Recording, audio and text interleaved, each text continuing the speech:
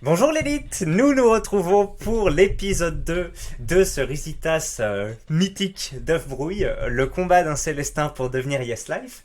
Je ne sais pas si l'épisode 1 vous a plu, j'ai pas encore lu vos retours, mais je pense que oui, parce que c'est un super Risitas et que moi, la partie 1, la partie 2 de l'épisode 1, c'était super chouette. Donc on espère qu'on va continuer sur cette lancée. Que je vous remette un peu dans le bain, hein, si vous avez peut-être un peu oublié l'histoire depuis. Donc on a un camarade œuf brouille, hein, on n'a pas son prénom, mais je crois qu'on l'appelle tout le temps par son pseudo œuf brouille, qui a vécu au CM1 un petit amour de jeunesse, qui s'est mal terminé parce que son père l'a poussé un peu dans les bras d'une fille. Du coup, comme elle lui tenait la main, son amoureuse est passée par là, l'a vu et a rompu avec lui et a colporté après que c'était un coureur sans comment dire sans honneur, enfin sans fidélité, sans loyauté.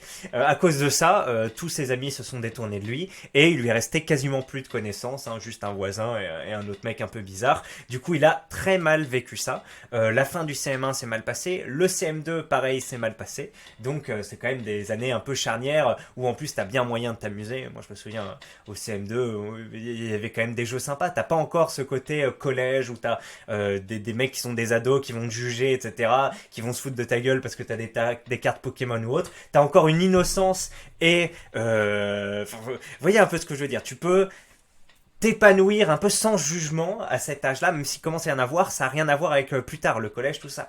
Et c'est dommage que ces années un peu d'innocence, de fleur bleue, aient été un peu piétinées par cette mauvaise expérience. Il nous dit qu'il compte sur la rentrée en sixième pour faire une meilleure continuation.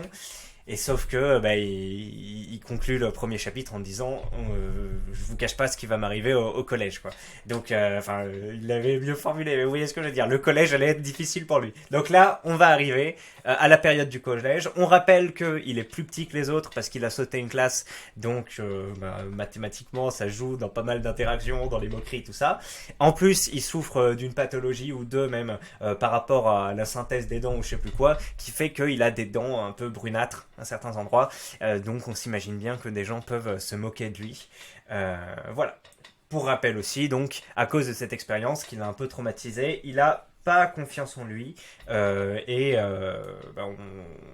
on sait pas trop encore ce que ça augure. En tout cas, nous qui avons, j'imagine, tous vécu le collège, on s'est dit qu'est-ce qui va bien pouvoir se passer. Allez, c'est parti pour cet épisode 2. Je vous lance le Risitas. On se retrouve dans une dizaine de secondes pour lire les exploits de notre ami. À toutes.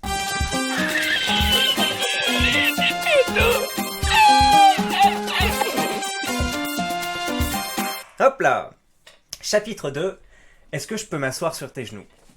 Me voilà donc au collège. C'est la rentrée. Je consulte la liste des élèves. Ouf. Je ne suis ni avec Louise ni avec Martin. Je remarque le nom du mec le plus populaire dans la liste. Il se prénommait Tom. Premier jour, j'arrive et une chose me frappe de plein fouet. Je suis minuscule. J'ai l'impression qu'ils ont tous une poussée pendant les vacances et moi je fais encore 1,50 m. Le premier cours va débuter. J'essaye de me mettre à côté de Tom et son groupe de Yes Life, mais un type sort de nulle part et fonce pour me prendre la place. Je ne le savais pas encore, mais ce type allait me causer beaucoup de problèmes. Il s'appelait Ruben. Ruben était d'autant plus détestable qu'il me ressemblait un peu, ce qui m'empêchait de le critiquer intérieurement. Il était le plus petit avec moi, il avait la même coupe de cheveux, j'avais laissé pousser mes cheveux à l'époque et lui aussi, et surtout, il avait eu la même idée que moi, devenir pote avec Tom. Ah ouais, ça va être la concurrence des gobelins pour jouir de l'influence du troll des forêts. Ruben était typiquement le mec qui a compris que s'il ne se faisait pas des alliés rapidement, il allait finir comme ces types qui lisent un livre tout seul au milieu de la cour. C'est fou, ça me rappelle énormément le Risitas là du mec qui faisait des parallèles avec Oz aussi. Vous savez, avec la série dans la prison là. Comment il s'appelle je sais plus, mais vous savez, vous avez peut-être vu, où pareil, il y a un mec petit aussi, comme l'auteur principal, qui essaye de le dominer. Je crois qu'à même à des moments, il le frappe et tout, puis l'autre, il prend sa revanche. Enfin, c'est vraiment un schéma qu'on retrouve souvent, quoi. C'était la concurrence des rats, on pourrait dire. Enfin, voilà. Alors qu'il affiche son air fier, content de m'avoir volé ma place, Je vais m'asseoir au seul endroit où il reste de la place au fond, à côté d'un type rondouillard qui a le sourire aux lèvres. Et là, il a mis comme avatar le mec de appeler les Hendek. Pendant l'heure, je sympathise avec lui. Il est loin d'être populaire et un peu con sur les bords, mais on rigole bien et je me rends compte qu'il a réussi à me faire oublier que quelques mois auparavant encore, je n'avais quasiment pas d'amis. On y reviendra, mais il s'est avéré qu'il était loin d'être sympa finalement. Ah ben les gens qui sont un peu sympathiques par dépit, avec qui tu vas traîner par dépit parce que t'as pas d'autres potes, oui, c'est rarement des mecs euh, qui, qui vont te soutenir ou autre, ou en tout cas ouais, parfois c'est juste des enfoirés, c'est juste qu'ils n'ont pas trop l'occasion de montrer que ce sont des enfoirés. Ça me rappelle un épisode de Black Mirror. Ah, bref. Je passe donc mes premiers mois au collège avec Quentin et quelques autres Célestins perdus. De loin, j'observe Tom et ses potes. Il y a Victor qui est aussi BG que Tom, grand et ultra à l'aise. Ludovic, assez petit mais toujours plus grand que moi, et Quentin, qui n'est pas très beau mais super sociable et sympa. Et puis, il y a deux filles, Héloïse et Nad. Je mets pas son nom complet car il est typique et on pourrait la retrouver. Et punaise, qu'est-ce qu'elles étaient belles. Nad avait un corps de fou et assez mignonne de visage, brune, yeux marron vert et une paire de... énorme, d'accord, une paire de nibs énormes, voilà. Alors c'est drôle parce qu'on est en sixième et que, oui c'est vrai que maintenant, dès le collège, il peut déjà y avoir des, comment dire, des caractères sexuels indifférenciés, je crois. Vous vous souvenez de ce terme ou pas? On l'avait vu en SVT en quatrième, je crois. Des trucs qui commencent à s'exprimer. Voilà. C'est rigolo de se dire qu'en sixième, mais oui, non, je me souviens aussi, moi aussi, en sixième, il y a déjà des filles, notamment à la piscine, qui étaient plus formées que d'autres. Héloïse aussi, mais avec un visage de 9 sur 10, et en plus elle était grande, un mannequin aux cheveux châtains et des yeux bleus azur. Si seulement j'avais su ce qui m'attendait avec ces deux-là, j'aurais déjà été un peu moins déprimé pendant l'année, mais on y reviendra. Ah ah! Il nous tease. Il veut qu'on reste pour la suite. Pendant ces premiers mois, Ruben a réussi à s'intégrer au groupe de Tom.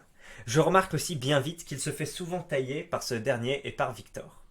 Mais bon, au moins, il est immunisé à vie grâce à son cercle social et commence à avoir une légère réputation de mec cool. Je ne sais pas ce que je lui ai fait à la base, mais il aime bien me lancer des pics dès qu'il me croise, comme pour me montrer qu'il a gagné. Je pense qu'il a bien appréhendé la situation. Avec Quentin, on a décidé d'élaborer un plan. Quentin, c'est le gros, hein, c'est ça? On est conscient de notre statut social et de notre physique pas avantageux. Lui, assez gros et victime, et moi, petit maigre avec mes 2 dents de vieux, même si dans l'ensemble, mon visage est assez mignon. Si on ne peut pas être populaire grâce à notre attitude ou notre physique, il va nous falloir un skill, une compétence unique. Et l'idée nous vient au même moment. Nous allons apprendre la magie. Allez savoir pourquoi, on s'était tous les deux dit qu'avec nos tours de magie, on serait populaire. Alors ça d'ailleurs, c'est un des conseils qui est donné notamment dans une vidéo assez ancienne de Dr TN, qui est, vous savez, de Dr TN, qui s'appelle TNDNA maintenant, où il ressasse un peu, comment dire, par exemple Tinder où t'as 1000 hommes pour une femme, et bref, c'est très compliqué, hyper compétitif, que tu te fais juger assez rapidement sur ta taille, même ta disposition faciale, etc. Que c'est un peu compliqué de briller, on va dire, pour le tout venant, même si bon, chacun, c'est assez, tu peux trouver les chaussures à ton pied, faut peut-être pas forcément la plus belle paire de l'étalage, on va dire. Et bref, lui il dit comment, il y avait une vidéo, c'était comment être heureux dans la vie, et le truc c'était, trouvez-vous une passion ou un truc où vous pouvez exercer, devenir l'un des meilleurs au monde, ou en tout cas dans votre cercle, et quelque chose que vous aimez bien pratiquer, et avec le temps, c'est quelque chose pour lequel vous serez respecté, que vous allez peut-être pouvoir valoriser, etc. Et donc, ils ont compris ça assez jeunes, c'est rigolo, et on va voir si ils vont transformer l'essai. Mais en tout cas, ce truc-là de un peu se spécialiser et vraiment s'absorber dans ses tâches, devenir meilleur, etc. C'est, on va dire, assez reconnu. Alors, je sais pas s'il y a des sciences sociales qui attestent que ça te permet d'atteindre un niveau de bonheur supérieur à la moyenne, ou en tout cas d'éloigner un certain nombre de mots, hein.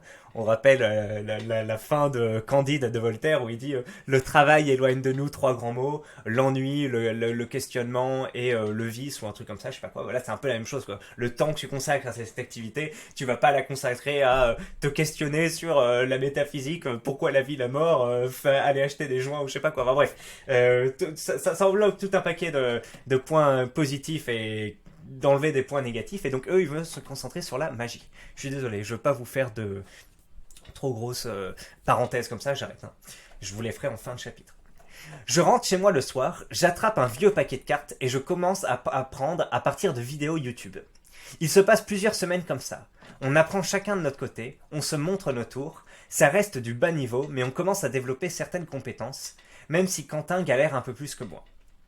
C'est là que j'ai senti une sorte de compétition s'installer. Ce serait à celui qui serait le plus fort le plus rapidement. Je bosse comme un acharné. La magie, le travail, j'ai toujours 18 de moyenne sans rien faire. J'en viens à faire 8 heures de magie par jour. J'ai toujours un paquet de cartes à la main, des gens commencent à me remarquer et me demandent des tours de magie.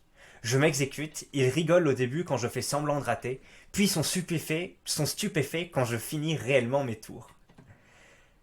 Ah, ça veut dire qu'en plus, le mec, il avait compris la ficelle un peu de genre, si tu réussis juste les tours comme ça, t'as juste une saveur. Ah, waouh. Alors que là, en plus, il fait semblant de rater ses trucs, du coup, les mecs, ils s'engagent dans la relation, ils disent, ah ouais, là, dit, et après, il les surprend. Donc, l'effet waouh est encore mieux. Enfin, c'est ouf, donc je veux dire de capter ça en 6ème et déjà en plus d'avoir la manière de faire avec les mains, en plus d'avoir un peu le parasocial autour de ça, c'est génial. Quentin a toujours plus de mal, parce qu'avec son surpoids, il a de gros doigts qui rendent plus difficiles certaines manipulations. Si, je vous jure. Les gens commencent à m'appeler le magicien dans la cour. Le sorcier. Un jour, Quentin arrive avec un nouveau tour de magie. Il l'avait acheté 70 € sur internet. Punaise, pour un 6ème, c'est énorme. Une fortune pour moi à l'époque, et c'était un tour automatique. C'est-à-dire qu'il n'y avait pas besoin d'être bon pour le faire, l'accessoire truqué faisait quasi tout à sa place. Son tour s'appelait le Wow. C'est vraiment le nom du tour, vous pouvez chercher sur internet, et même l'acheter, il coûte moins cher maintenant.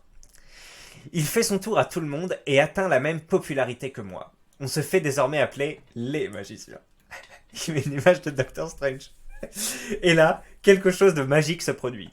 Une fille vient me parler pour me dire qu'elle a été impressionnée par un de mes tours.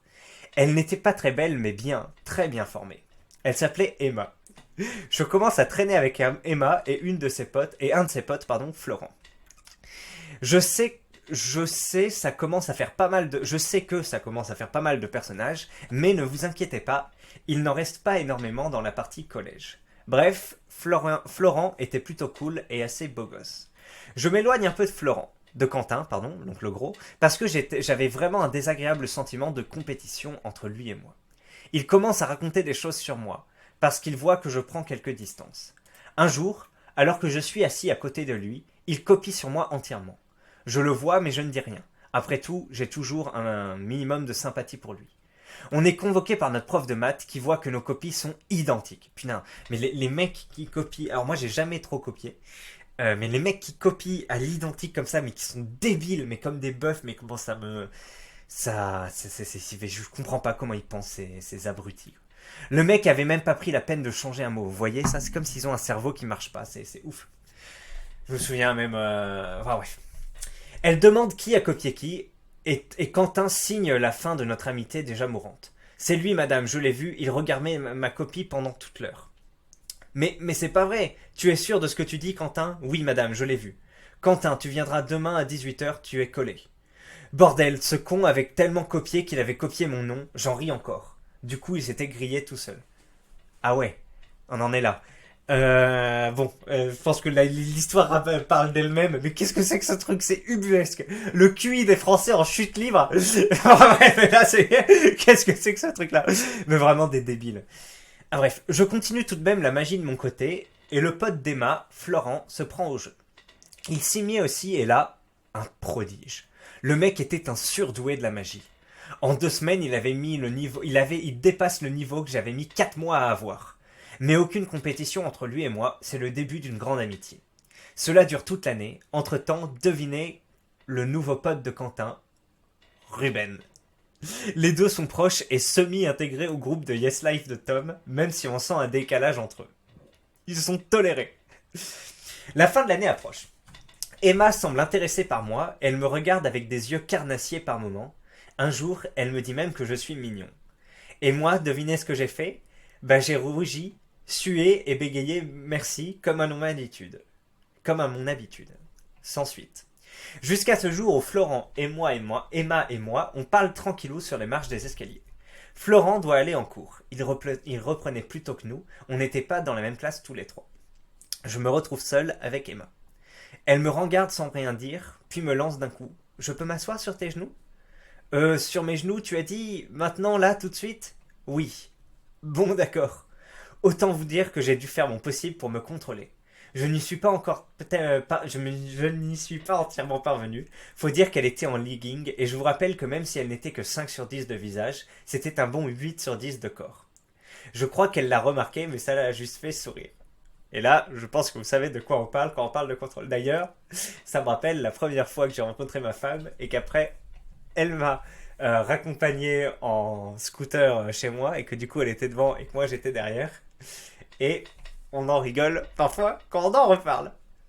Je me dis qu'il faut que je tente quelque chose, que je parle, que j'agisse. Je m'arrête, car je viens de voir quelqu'un au loin. C'est Louise qui se fait bouffer la bouche par Martin. Voir cette déesse avec ce serpent me fait directement retomber ma demi-molle. Je dis à Emma de se lever et je vais m'isoler dans les toilettes. J'ai envie de vomir. Je croyais que ça... Bref. Toutes mes émotions négatives sont remontées et je me rends compte que je suis toujours autant amoureux de Louise. Depuis le CM1, je l'avais très peu vue et là je viens de remarquer qu'elle s'était encore embellie et qu'elle était toujours avec Martin. Ah, on connaît ça. Je vous le dis tout de suite, il ne s'est finalement jamais rien passé avec Emma. Mais ce jour-là, quelque chose est né en moi. Une volonté implacable. Le lendemain, c'était mon 12e anniversaire. S'il y a bien une qualité que j'admets avoir toujours eue, c'est que quand j'ai décidé de quelque chose, ma volonté est littéralement inébranlable. En soufflant les bougies, je me jure alors intérieurement. J'ai 1 an pour trouver une copine magnifique. À mes 13 ans, je dois avoir une copine que je trouve aussi belle et attirante que Louise. Pas juste de corps comme Emma, mais vraiment parfaite. Je réfléchis rapidement, et la seule fille assez belle que je connaisse, c'est Héloïse. Nad aussi, même si elle reste un peu en dessous d'Héloïse. Seulement, vous l'avez compris, je ne me suis toujours pas intégré au groupe mené par Tom le Yes Life, et ses potes Victor et Ludovic. Enfin bref, cette promesse intérieure a eu 2 conséquences, une positive et une négative. La positive, c'est que j'ai vraiment tenu la promesse de ne sortir qu'avec des filles que je considérais comme des 8 sur 10 minimum depuis ce jour. La négative, c'est que cette promesse est devenue un rituel annuel. Voilà. Ouais. Bon, j'hésite à vous faire un peu un débrief parce que finalement, je vous ai beaucoup coupé pendant le chapitre. Mais j'ai l'impression qu'il était vachement long. Et là, quand on le descend en 3 secondes, c'est super rapide. Bon, encore une fois, c'est un Risitas de super qualité. C'est comme mes gants mexicains, là, voilà. On sent la qualité du cuir. On sent que la mortie est bien travaillée. La protection sur le poignet. Enfin, voilà, c'est du bon. Je savais que je prenais pas trop de risques en achetant ces gants et en lisant ce Risitas. Donc, très très chouette. Bon.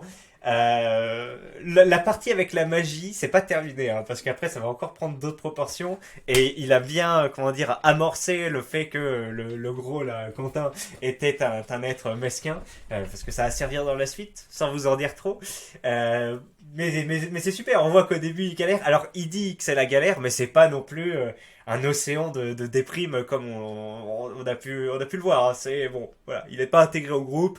Il y a un mec qui se fout de sa gueule et qui se moque un peu de lui. Et bon, il est un peu tout seul avec un gros qui est débile. Mais bon, il arrive à travailler sa spécificité. C'est la magie. Bon, ça attire pas forcément tout le monde, mais il arrive un peu à contrôler le parasocial autour de ça. Et enfin, d'ailleurs, pourquoi parasocial? Non, c'est le social tout court, c'est le paratechnique plutôt. Parce que, bref, voilà. Il arrive un peu à contrôler le paratechnique et il en retire des points sociaux, hein, des points de crédit social, comme on pourrait dire sur des Orchid. Et presque une aventure avec une fille. Puis ce qui débouche sur cette promesse. Alors moi, je me suis jamais fait de promesse comme ça, mais je me suis jamais non plus, comment dire, il y a une expression, c'est dérégler le marché. C'est-à-dire que tu es un 6, 7 sur 10, tu vois, et tu vas pas, et parce que tu n'arrives pas à choper des 6, 7 sur 10 féminines, tu vas du coup aller te rabattre vers des 3, 4 sur 10 en étant bourré ou autre. Ça s'appelle dérégler le marché parce que du coup, les 3, 4, 5 sur 10, hommes, du coup, vu que leur équivalent féminine peuvent avoir accès à des beaux gosses, elles les méprisent et du coup, il y a tout un pan de la population masculine qui se retrouve baisée. Voilà, le marché est déréglé. T'es en dessous du prix du marché, tu peux rien acheter, tu vois. Voilà. Bon, la façon d'en parler est un peu caricaturale, mais grosso modo, je pense qu'il y a quand même du vrai dans ce truc-là. Et intrinsèquement, alors moi je le faisais pas pour des raisons en pensant à la macro, hein, la macroéconomie on va dire des relations hommes-femmes, le marché, non, non, je le faisais pour moi, j'ai jamais voulu me pervertir et tout. C'est pour ça que ma première expérience, alors j'ai embrassé quand même des filles, une fille, bref, j'en ai embrassé deux avant ma femme, une fois en boîte, une fois dans une soirée. Elles étaient très jolies. Et puis après, ma femme cochait toutes les cases. Donc, il y a eu ça. Mais j'ai eu des occasions avec des filles on va dire, attrayantes. Mais peut-être, bon, bref, j'ai pas joué le truc. Tu vois, je n'ai pas déréglé le marché. Et c'est pas forcément par manque de courage, mais juste par manque de non, je veux pas m'y résigner. Alors que j'avais des potes qui y allaient. Je me souviens, j'ai un pote. Attends, il disait quoi ce con? Il disait une verge n'a pas d'œil ou un truc comme ça. Et donc lui, il allait dans tout ce qui bougeait. Enfin bref. On en était où voilà, mais lui en tout cas, il se fonde sur des principes forts. Vous voyez, il est en sixième et il se dit je ne déréglerai pas le marché, voire même je viserai au-dessus de ce à quoi je peux prétendre. Donc bon clé, bon clé. Et je pense que beaucoup d'auditeurs peuvent se reconnaître dans ce type de démarche, même s'ils n'ont pas formalisé un vœu comme ça quand ils étaient jeunes. Bon, à part ça, pas grand chose à dire, je pense, vu que je me suis déjà coupé en plein milieu. Écoutez, j'espère que ça vous plaît. Je vous promets que je ferai moins d'interruptions dans l'épisode suivant, hein. Parce que là c'était un peu abusé. Et bah ma foi, excellente journée à vous mes bons clés. On se retrouve dans quelques jours pour la suite. Passez, mais je viens de vous dire une bonne journée. Enfin bref, allez ciao.